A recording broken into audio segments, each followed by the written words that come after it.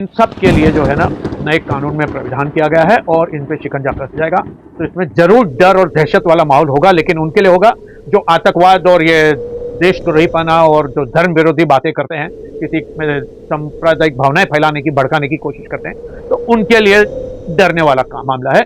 आम पब्लिक को कोई डरने की जरूरत नहीं। और एक्टिविस्ट में भी जो अपने आप को भड़काऊ भाषणों के तवे पर रोटी सेकते होंगे, तो उनको डरने की जरूरत है। जो देश के खिलाफ कोई नारेबाजी करते होंगे कि हिंदुस्तान तेरे टुकड़े टुकड़े होंगे, तो ऐसे नेताओं को डरने की जरूरत है। अगर आप किसी भी पुलिस स्टेशन को उसकी ईमेल आईडी पर या उसके वेबसाइट पर पुलिस डिपार्टमेंट के अगर आप ईमेल करके कंप्लेंट करते हो और 3 दिन के अंदर वहां खुद मौजूद रहकर उस ईमेल के प्रिंटआउट पर साइन करते हो फिजिकल कॉपी पर, तो आपकी वो स्टेटमेंट साइन की हुई जो ईमेल रहेगी उसी को एफआईआर मान लिया जाएगा।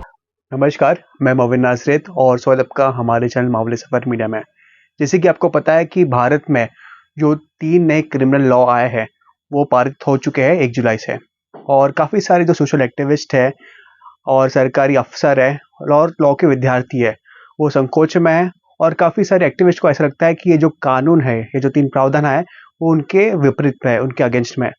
और इस विषय में प्रकाश डालने के लिए हमारे साथ है देश के जाने माने वकील एडवोकेट महेश वासवानी जी। सर, आपका बहुत बहुत स्वागत है हमारे चैनल में। सर, बहुत सारे जो सोशल एक्टिविस्ट है, जर्नलिस्ट है, लॉ के विद्यार्थी है, उनको ऐसा लगता है 3 कानून आए हैं, पारित हुए, ये जो एक्टिविस्ट है उनके कार्य के अगेंस्ट में है। सर, इसको आप कैसे देखते हो? मैं बिल्कुल सहमत नहीं हूँ ये राय से। जो नए कानून है ना, इनकी एक खासियत है कि ये न्याय प्रक्रिया को एक्सिलरेट कर देंगे और तेज कर देंगे। और ये जरूर है कि अभी तक जो आज़ादी के नाम पर या डेमोक्रेटिक फ्रीडम के नाम पर या फ्रीडम ऑफ स्पीच के नाम पर जो देश के खिलाफ कुछ भी नारे लगा लेते थे, किसी भी मजहब के खिलाफ कोई भी नारे लगा लेते थे या किसी को भी कुछ भी बोल देते थे धर्म के नाम से, वो लोगों के ऊपर शिकंजा कसने वाला है। और कई बार ऐसा होता था कि दंगे फसाद में पब्लिक प्रॉपर्टीज डिस्ट्रॉय हो जाती थी या गवर्नमेंट प्रॉपर्टी डिस्ट्रॉय होती थी, या मोर्चे ऐसे निकाले जाते थे कि एसेंशियल सर्विसेज बंद हो जाती थी। कई बार डॉक्टरों की गाड़ियों को रोक लिया जाता था या हॉस्पिटल्स में तोड़फोड़ हो जाती थी। तो इन सब के लिए जो है ना नए कानून में प्राविधान किया गया है और इन पे शिकंजा कस जाएगा। तो इसमें जरूर डर और दहशत वाला माहौल होगा, लेकिन उनके लिए होगा जो आतंकवाद और ये देशद्रोहीपना और जो धर्म विरोधी बातें करते हैं, किसी में सांप्रदायिक भावनाएं फैलाने की, भड़काने की कोशिश करते हैं, तो उनके लिए डरने वाला मामला है। आम पब्लिक को कोई डरने की जरूरत नहीं। और एक्टिविस्ट में भी जो अपने आप को भड़काऊ भाषणों के तवे पर रोटी सेकते होंगे, तो उनको डरने की जरूरत है। जो देश के खिलाफ कोई नारेबाजी करते होंगे कि हिंदुस्तान तेरे टुकड़े टुकड़े होंगे, तो ऐसे नेताओं को डरने की जरूरत है। और ऐसे नेताओं को अंदर भी रहना चाहिए अगर ऐसी भाषा इस्तेमाल करते हैं तो। सर, बहुत सारे सुप्रीम कोर्ट के जो वकील है उनका कहना है कि ये कॉस्मेटिक चेंजेस हुआ है, 80% जो भी कानून है वो सेम है, सिर्फ रीस्ट्रक्चरिंग और रीअरेंजिंग जो नंबर्स है उसका हुआ है। मैं इससे भी सहमत नहीं हूं। मेरे हिसाब से इस पे ऑलमोस्ट 70-80% फर्क पड़ जाएगा इन द प्रोसीजरल लॉ। और जो कानून में जो आसानी से जमानत लेके निकल जाते थे लोग, वो अभी आसान नहीं होगा। पुलिस को जांच करने के लिए कस्टडी सिर्फ 14 दिन की मिलती थी। कितना भी भयानक हत्याकांड हो या सीरियल मर्डर्स हो या सीरियल क्राइम्स हो या सीरियल किलर हो, तो वो मिलता नहीं था। अभी किसी गाड़ी चोर ने देश भर से 50-60 गाड़ियां चुरा के बेची है, उसको 14 दिन में कितनी जांच कर पाएंगे? तो अभी वो चेंज हो गया है। अभी 60 डेज और 90 डेज आ गया है कि 10 साल से अधिक अगर सजा है किसी क्राइम में, तो उसमें 90 डेज की पुलिस कस्टडी आ जाएगी। और 10 साल से कम है अगर कोई भी क्राइम में, तो पुलिस को 60 दिन की कस्टडी मिल सकती है। और ये बहुत अच्छी चीज है। ये आम नागरिकों के लिए बहुत अच्छी चीज है और इससे डिटेक्शन और इन्वेस्टिगेशन की क्वालिटी और कन्विक्शन रेट बढ़ जाएगा। सर, जो आम जनता है, सर, जो भारतीय नागरिक सुरक्षा संहिता हुआ है, जो भारतीय न्याय संहिता हुआ है, भारतीय साक्ष्य अधिनियम है, तो क्या सर, क्योंकि आपने नोट्स लिखा है, सबसे पहले वो तमाम एडवोकेट्स में से आप वो एडवोकेट थे जो ये अधिनियम है उसको आपने पढ़ा है, उसके बारे में आपने रिसर्च की और अपने नोट्स भी आपने प्रोवाइड किए आपसे वेबसाइट में। तो जो आम जनता है सर, उनको अगर साधारण भाषा में अगर जानना है तो सर क्या क्या कानून बदले हैं, तो कुछ हमारी जो जनता है उनको बता सकते हो उसके बारे में जो उनको जानना जरूरी है। पब्लिक को ये जानना जरूरी है कि अभी तक जो पब्लिक की एफआईआर लेने में दिक्कत होती थी, कई बार वकील चले जाते थे पुलिस स्टेशन पे तो उनको भी दाद नहीं दी जाती थी, उनके मौजूदगी से भी एफआईआर नहीं ली जाती थी। वो मामला चेंज हो गया है अभी। अभी ऐसा है कि पब्लिक को बता दिया जाए कि सेक्शन 173 ऑफ बीएनएसएस, उसमें जो है एक ये सेक्शन है 173, उस सेक्शन में ऐसा किया गया है कि अगर आप किसी भी पुलिस स्टेशन को उसकी ईमेल आईडी पर या उसके वेबसाइट पर पुलिस डिपार्टमेंट के अगर आप ईमेल करके कंप्लेंट करते हो और 3 दिन के अंदर वहां खुद मौजूद रहकर उस ईमेल के प्रिंटआउट पर साइन करते हो फिजिकल कॉपी पर, तो आपकी वो स्टेटमेंट साइन की हुई जो ईमेल रहेगी उसी को एफआईआर मान लिया जाएगा और एफआईआर रजिस्टर्ड है। दूसरी चीज ये आई है पब्लिक के फायदे के लिए कि गुनाह कहीं पे भी हुआ रहेगा, डेफिनेशन 173 में ही है। If there is information about a cognizable offence committed anywhere is not limited to a city or a state or even the country. तो अगर कहीं पे भी कोई गुनाह की जानकारी है एनीवेयर इन इंडिया, अगर बिहार में भी हुआ और आपके पास ग्रीवेंस है और आपको पता है गुनाह हुआ है, तो पुलिस को आपकी एफआईआर लेनी ही पड़ेगी और वो उसमें ना नहीं कह सकती और 0 एफआईआर करके कंसर्न पुलिस स्टेशन, अगर बॉम्बे है तो Bombay to Bombay concern police station, अगर किसी और डिस्ट्रिक्ट में है महाराष्ट्र के तो वहां भी, और किसी और स्टेट में है तो वहां का भी एफआईआर लेके उनको वहां ट्रांसफर करना पड़ेगा।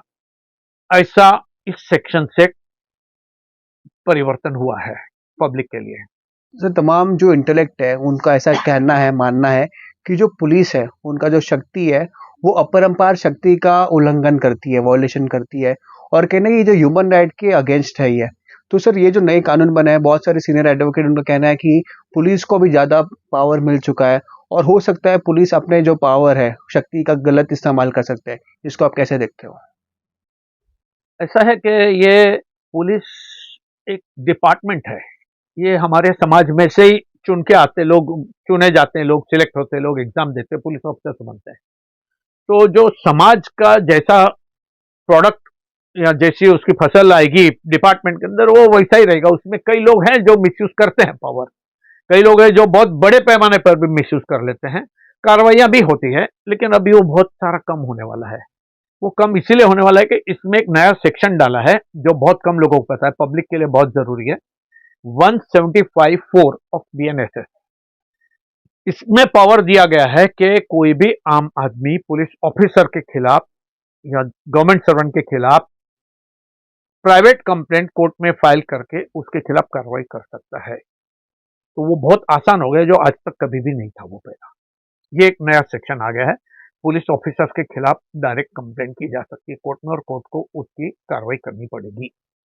और अगर बात रही गवर्नमेंट सर्वेंट की और सैंक्शन की, तो 120 दिन में कंसर्न अथॉरिटी को, गवर्नमेंट अथॉरिटी को या महाराष्ट्र गवर्नमेंट को सैंक्शन देना पड़ेगा अगर बॉम्बे का या महाराष्ट्र का कोई कंप्लेनेंट है तो पुलिस ऑफिसर या गवर्नमेंट सर्वेंट के खिलाफ, और उसको लोक आयुक्ता लोकपाल जो एक्ट है उसके अनुसार कंप्लेंट करनी है, उसको ध्यान में रखते हुए। और अगर वो कंप्लेंट के 120 दिन में अगर वो सैंक्शन या रजामंदी या मंजूरी नहीं आती है तो इट इज डीम्ड सैंक्शन, मतलब वो सैंक्शन दे चुके हैं गवर्नमेंट, उसका अर्थात ये निष्कर्ष निकाला जाएगा और कोर्ट उससे प्रोसीड करेगा कार्रवाई में, कंप्लेंट में। बल्कि उल्टा इस सेक्शन से कुछ हद तक गवर्नमेंट सर्वेंट्स और पुलिस वाले जो गलत कर रहे हैं उनके लिए बहुत बड़ी चिंता वाला मामला है ये। और ये भी है जरूरी इसमें बताना कि कई बार ऐसा भी हो सकता है इस सेक्शन से कि किसी पुलिस वाले को ब्लैकमेल करके प्रेशराइज करने की कोशिश करेंगे कुछ असामाजिक तत्व, तो वो भी दुरुपयोग हो सकता है। तो अभी आगे देखें इस सेक्शन का उपयोग या दुरुपयोग कैसा होता है। तो पुलिस का पावर्स का दुरुपयोग तो बहुत कम होने का चांस है। हाँ, प्रोसिक्यूशन के लिए अच्छी बात है क्योंकि पावर बहुत दे दी है against criminals, white collar criminals के खिलाफ। सर तभी हम संविधान पढ़ते हैं तो संविधान ने हमें अधिकार दिया right to life and liberty का। एक इंटरव्यू में देख रहा था सुप्रीम कोर्ट के जो वरिष्ठ अधिवक्ता उनके बारे में, तो उनका भी सर ये कहना है कि पुलिस को सर जो प्रीलिमिनरी जो इंक्वायरी है उसके लिए ज़्यादा समय दिया गया है और हो सकता है कि अगर कोई बिल्डर का बेटा है, कोई पॉलिटिशियन का बेटा है, तो उनको संरक्षण मिलेगा इस कानून के, इस प्रावधान के द्वारा। ये ऐसा है, पहला तो पुलिस को कोई ऐसे डायरेक्ट प्रिलिमिनरी इंक्वायरी का पावर नहीं है, ये सुप्रिटेंडेंट ऑफ पुलिस या डीसीपी इसको परमिशन दे सकता है। और अगर कोई प्रिलिमिनरी इंक्वायरी का पावर है तो इससे एक चीज यकीन है कि जो बोगस कंप्लेनेंट्स होते हैं, झूठी कंप्लेन करने वाले, उनको चिंता होने लग जाएगी कि कहीं इंक्वायरी के अंदर हमारी जो फॉल्सिटी है वो एक्सपोज नहीं हो जावे। तो ये उनके लिए चिंताजनक बात है, और ये हर एक केस में नहीं है। 3 और 7 साल के दरमियान की पनिशमेंट जिस केसेस पे है, उस केसेस के लिए ही है वैसा प्राविधान।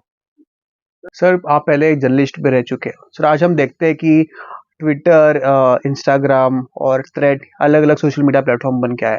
हम देखते हैं सर बहुत सारे ऐसे फेक अकाउंट बनते हैं जो false propaganda, false narrative social media के बाजार में भेजते हैं।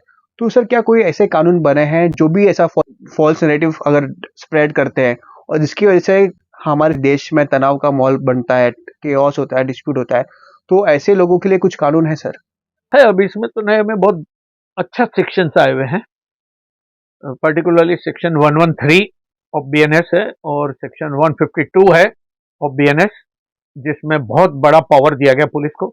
जो भी देशद्रोही भाषण करते हैं या देश में तनाव का माहौल पैदा करते हैं एक दूसरे के खिलाफ दंगा फसाद भड़काने को, चाहे वो कितना भी बड़ा पोस्ट का नेता हो, वो कानून सबके ऊपर वही लग जाएगा। और वो ऑलरेडी इन सेक्शनों के हिसाब से कहीं कहीं कार्रवाई देश में चालू भी हो गई है। सर तब भी हम देखते रहे, आप स्वयं सर एक पत्रकार रह चुके हो, जर्नलिस्ट रह चुके हो और एक रिनोन जर्नलिस्ट है सर। आज जो मीडिया है जो एक तरफा न्यूज दिखाती है, तो सर इसको आप कैसे आकलन करते हो कि मीडिया बिक चुकी है? जो लेफ्टिस्ट है, अलग अलग विचारधारा के लोग कहते हैं कि मीडिया आज गोदी मीडिया हो चुकी है। इसको आप कैसे एनालाइज करते हो? सर ऐसा है कि मीडिया के दो पहलू होते हैं। मीडिया का पहला पहलू होता है to survive in the commercial competition. तो एडवर्टाइजमेंट्स, रेवेन्यू, मालिक लोग, डायरेक्टर लोग कंपनी के जो चाहेंगे अक्सर वैसा छपेगा।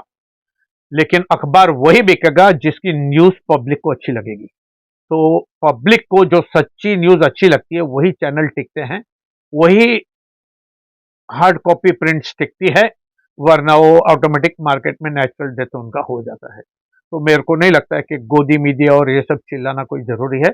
इंडिया इतनी बड़ी डेमोक्रेटिक कंट्री है, अगर ये गोदी मीडिया किसी की बिकी हुई या कोई पर्टिकुलर टाइप की होती तो इतना अपोजिशन लीडर्स जो बोलते हैं टीवी चैनल्स पर बोल नहीं पाते थे। तो मेरी राय थोड़ी अलग है। I don't feel that media is in any way गोदी मीडिया और purchased media or a sellable commodity, but they have their agendas, they have their ideologies, they have their management policies. For example अगर आप देखोगे कि बाला ठाकरे साहब का जो paper है सामना, तो सामना पेपर में आप ये तो उम्मीद नहीं रखोगे कि कुछ एंटी हिंदुइज्म या उनके आइडियोलॉजी के खिलाफ कोई खबर छप जाए। जैसे लाइक कोई अखबार है, कांग्रेस पेपर ने ओन किया हुआ है, तो आप उसमें तो उम्मीद नहीं रखोगे उस अखबार में कुछ कांग्रेस पार्टी के खिलाफ कोई हेडलाइन न्यूज बन जाएगी। तो सिमिलरली कई चीजें हैं जो मतलब बीजेपी और अलायंस के पार्टीज के फाइनेंसर लोग हैं, पहचान वाले लोग हैं, जो डायरेक्टर्स हैं, कंपनी के ओनर्स हैं, तो वहां पे न्यूज तो सारी चलती है लेकिन थोड़ा झुकाव इस उस तरफ होता रहता है। तो उसका कोई इलाज नहीं, और I don't think it affects. India is a very large democracy, इतनी बड़ी डेमोक्रेसी है कि इतनी बड़ी डेमोक्रेसी पर ये जो पॉकेट मीडिया है, छोटा छोटा चैनल्स, या एक कोई पर्टिकुलर चैनल पूरे इंडिया को इन्फ्लुएंस नहीं कर सकता। इतने हजारों चैनल्स है ऑल ओवर इंडिया, अलग अलग स्टेट के लोकल चैनल्स भी हैं। तो इतना आसान नहीं है कि मीडिया की वजह से पब्लिक गुमराह हो जाए। अगर मीडिया की वजह से पब्लिक गुमराह होती तो आज आपको जो पार्लियामेंट के रिजल्ट आई है वो इतना फर्क नहीं आया हुआ रहता। तो मीडिया का इतना ये प्रभाव नहीं रहता है, पब्लिक इंटेलिजेंट भी है। सर एक नया प्रावधान आया सर अबाउट EFIR। तो सर बहुत सारे लोग का कहना है कि जो EFIR है तो इसकी वजह से लोग इस कानून का दुरुपयोग करेंगे।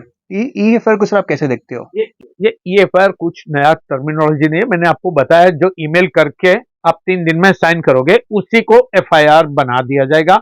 तो ये उसी को लोग EFIR बोलने लग गए। ऐसा लॉ में कोई टर्मिनोलॉजी नहीं है EFIR करके। तो ये EFIR जो है वो ईमेल कर दिया आपने और 3 दिन में जाके पुलिस स्टेशन पे साइन कर दिया, वो FIR बन जाएगा। तो इसमें ऐसा है कि मुझे दुरुपयोग का बहुत बड़ा चांस है इसमें। अगर कोई लड़की एक ईमेल कर देती है कि साहब मेरे को 4 साल से किसी मिनिस्टर ने रखेल बना के रखा है, रेप कर रहा है और परेशान कर रहा है और बोलता है कि मैं तुमको घर वालों को तबाह कर दूं अगर मेरे साथ रिश्ता तोड़ोगी तो, और वो अगर ईमेल आ जाता है और वो 3 दिन में लड़की आके साइन करती है तो वो FIR मान लिया जाएगा। अभी वो सच है कि झूठ है वो तो बाद में होगा।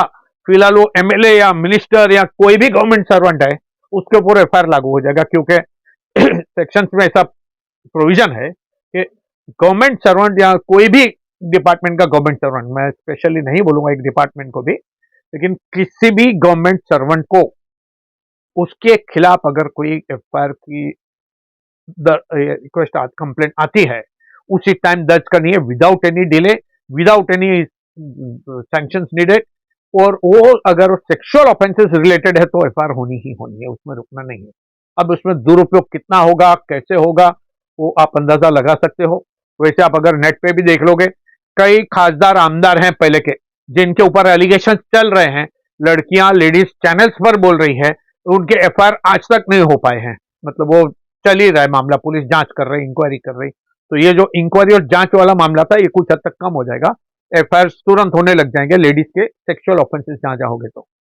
लेकिन अगर वो दुरुपयोग करने पे आ गए, कुछ दिशा भूल करके पुलिस अथॉरिटीज को या कुछ करने आ गए, तो वो of course it is a very serious matter, दुरुपयोग हो सकता है। और जब तक इसके बारे में कई चैलेंजेस ना हो जाए कानून के कई सेक्शंस का, जब तक वो हाई कोर्ट या रिट कोर्ट या सुप्रीम कोर्ट तक जाके उनका कुछ इंटरप्रिटेशन क्लियर नहीं आता है, तब तक ये रिस्की चीज है थोड़ा सा। आप देखोगे तो नियरली 5 करोड़ केसेस अभी भी इंडिया में पेंडिंग है। तो सर जो इतना सारा केसेस बैकलॉग में है, आपको सर वो एक स्पीडी ट्रायल मिलेगा अभी? ऐसा है कि जिस जिस केस का ट्रायल चालू नहीं हुआ है वो नए सेक्शंस के हिसाब से चलेगा, बीएनएसएस के हिसाब से। और बीएनएसएस में ऐसा है कि कंपल्सरीली 2 तारीख से ज्यादा एडजमेंट नहीं होगा जहां भी एविडेंस चालू है, विटनेस आया हुआ है। तो वो सेक्शन में लिखा हुआ है कि अगर वो रीजनेबल एडजमेंट का ग्राउंड है कि बियॉन्ड द एडवोकेट्स कंट्रोल, ऐसा कुछ रीजन है, और वो भी अदर साइड का सुनने के बाद ऑर्डर देगा जज, तो वो इतना आसान नहीं होगा कि वो केसेस अभी डिले हो जावे।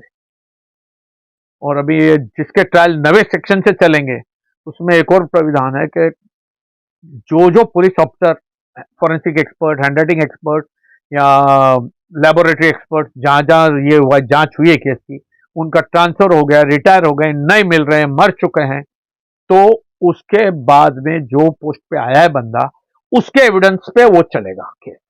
तो वो जो पुराने आदमी अगर ट्रेसेबल नहीं है, पोस्टिंग चेंज हो गई या उनके पास नहीं है, और उसमें यह भी है कि उसको कंपल्सरीली बुलाना वो अधिकार नहीं है अदर साइड का, उसमें he can depots on video audio recording also, audio visual mode also, electronic mode.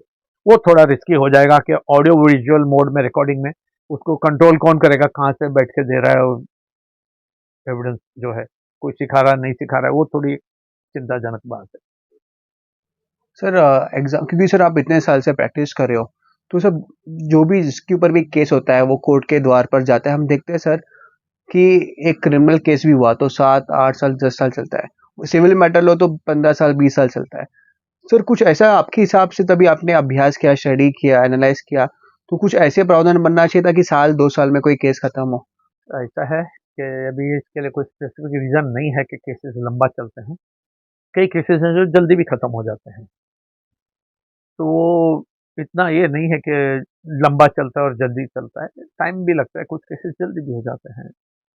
कई बड़े बड़े केस हैं अंतर्राष्ट्रीय लेवल के, इंडिया में केसेस हुए 4 साल में खत्म हो गए हैं, फांसी की सजा भी लग चुकी है। कई केस है जहां 2 साल की सजा है, डिफेमेशन केस है, क्रिमिनल केस 10 साल से चले जा रहा है राहुल गांधी के खिलाफ। तो depend on case to case, किसी में बीच बीच में एप्लीकेशन डाल के कोई हाई कोर्ट गया, सुप्रीम कोर्ट गया, ऊपर तक चला गया, डिले हो जाता है मामला। तो कई केसेस है जो डायरेक्टली लोअर लेवल पे चलते हैं, जहाँ डिफेंस स्ट्रांग नहीं ऑब्जेक्ट करता है या डिफेंस इजिली मटेरियल कर पाता है, आइदर ऑफ द पार्टी ऊपर तक नहीं जाती है, प्रोटेक्ट नहीं करती है, तो जल्दी खत्म होते हैं। सर एक और नया प्रावधान आया कम्युनिटी सर्विस का, तो सर क्या कम्युनिटी सर्विस को आप वेलकम करते हो? सर कम्युनिटी सर्विस एक अच्छी चीज है, लेकिन ये जो कम्युनिटी सर्विस जो दी है ना इन्होंने, जिस सेक्शन के लिए ना, वो भाई किसी ने 5,000 से कम की चोरी की है और वो 5,000 की चोरी का सामान पूरा भरपाई कर देता है, तो जाके उसको कम्युनिटी सर्विस दे सकेंगे, तो वो जरा एक पर्पस डिफीट हो जाता है कम्युनिटी सर्विस का। दूसरा चीज है कि कम्युनिटी सर्विस के लोग ने डाली है डिफेमेशन केसेस में। अभी कोई भी किसी को कुछ वक्त देवे, मीडिया भी कुछ भी छाप देवे, क्रिमिनल डिफेमेशन केसेस होते रहते हैं।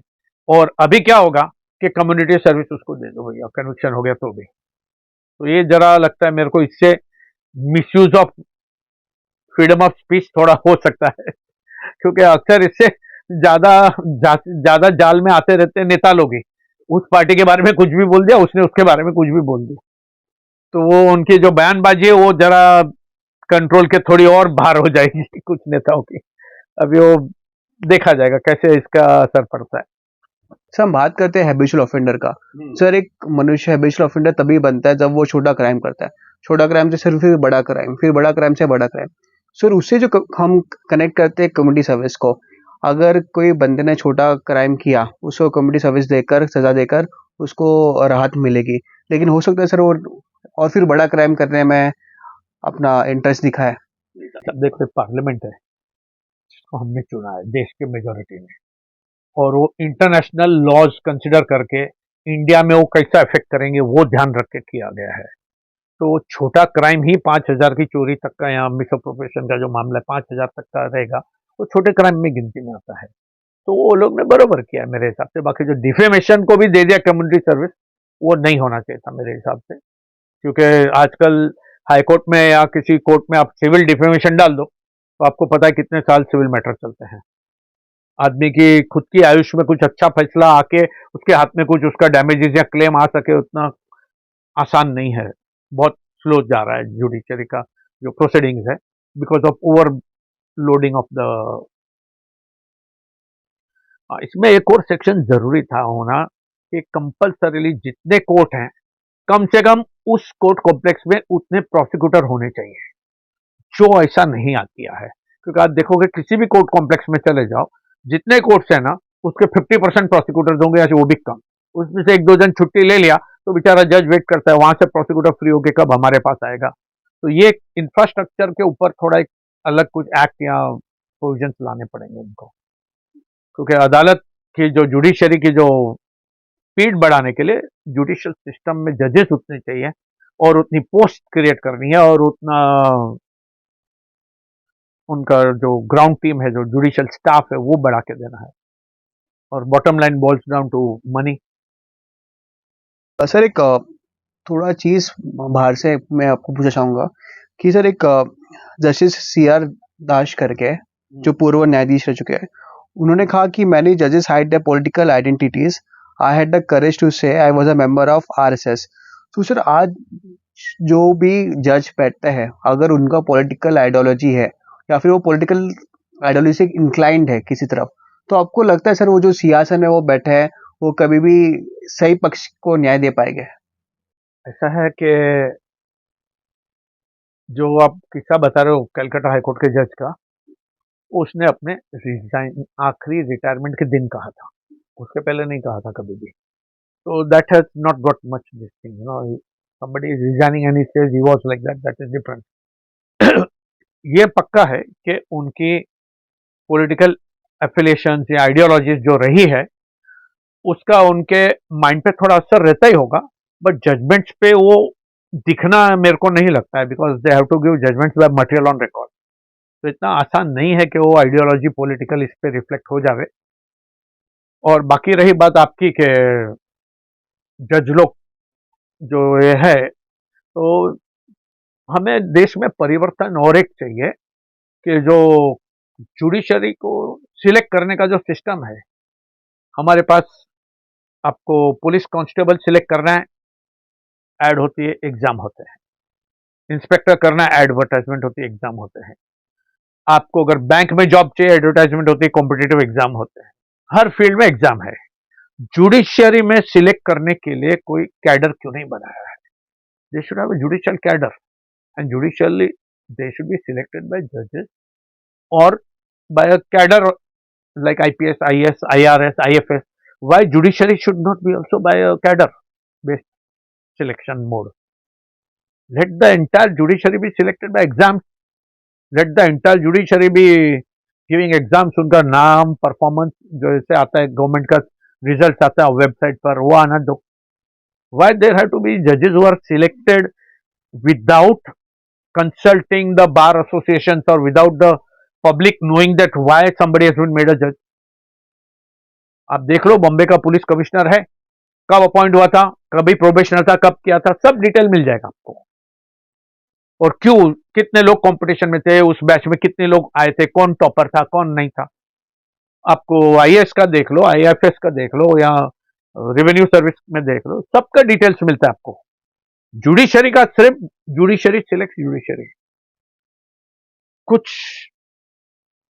लोग जुडिशरी के शायद मेरे से इस राय से अलग होंगे या मेरे इस व्यू से नाराज भी हो सकते हैं, but this is my view that we need to have a more improvised version of selecting the judiciary or judges from ground level to the top level. We need really a different or a better system. If not different, there has to be a more transparent and a better system.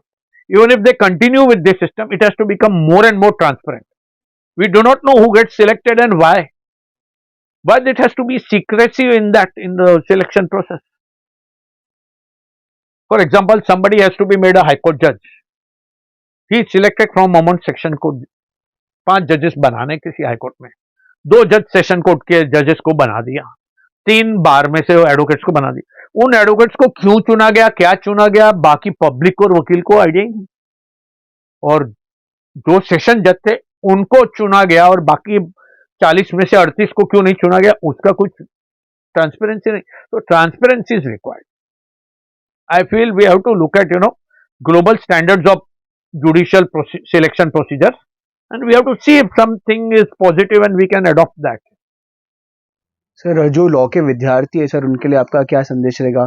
अभी उनको तो दोनों कानून पढ़ने पड़ेंगे, पुराना भी नया भी, क्योंकि जो पुराने केसेस चल रहे हैं और किसी और सीनियर के यहाँ गए हैं या उनको कोई पुराना केस हाथ में आ गया तो पुराना कानून पढ़ना पड़ेगा।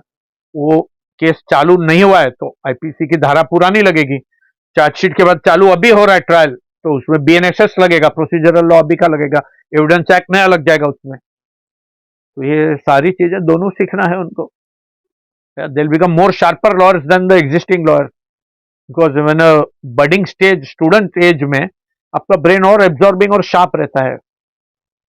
अनलेस कुछ लोग हैं जो सिर्फ मार्क्स लेके पास होकर डिग्री लेना चाहते हैं, वो अलग होते हैं। But I think it is good for them. They have to read the new law. कहीं से उनको हमारे नोट्स मिल जाएंगे, काफी जगह ऑनलाइन घूम रहे हैं, तो it will be easy for them to understand the new law. It is very simple. Sir आखिर में, क्या आप जो सरकार ने नई 3 प्रावधान लेके आए उसको लेकर आप खुश हो? जी, क्या है कि आप देखोगे इंडिया के अंदर क्रिमिनल केसेस, मर्डर्स, क्राइम्स में कन्विक्शंस कम है कि अक्विटल्स बहुत ज्यादा आते हैं। जब अक्विटल आते हैं तो मेरे को एक सवाल खटकता रहता था, अगर इसमें लैक ऑफ प्रॉपर एविडेंस या चेन ऑफ सर्कमस्टेंसेस कंप्लीट नहीं है और उसको अक्विट कर दिया 10 साल, 5 साल, 8 साल जब भी बाद, तो उसको मर्डर किया किसने? क्या उस किसी ने मर्डर ही नहीं किया? और जिसका कोई रिलेटिव का मर्डर हुआ है तो क्या उस आदमी को अधिकार नहीं कि जानने का कि भाई जो मर्डर किया उसका असली कौन था, मर्डर करने वाला, उसको सजा तो दिलाओ। वो चैप्टर क्लोज हो जाता है। मतलब वो injustice to the victim continues to happen till is entire history of this country. तो वो अभी चेंज होने वाला है और मैं बहुत खुश हूं इस 3 कानूनों से। एज अ काउंसिल और defence council, it is our duty to defend the clients who come to us, whatever is his crime, but it will be more easier to see that justice is delivered rather than only culprits and murderers are getting scot-free. Justice will be delivered by the courts more and more in effective manner. And of course, if defense counsels are good, they'll know how to study better and find more better defense skills to defend their clients. उसमें कोई बड़ी बात नहीं है। Sir आपका बहुत बहुत धन्यवाद सर इस खास मुलाकात के लिए। और वेलकम। बहुत से जो विद्यार्थी है विधि के और जो साधारण मनुष्य है उनको इसे ज्ञान प्राप्त हुआ रहेगा। बहुत बहुत धन्यवाद सर आपका।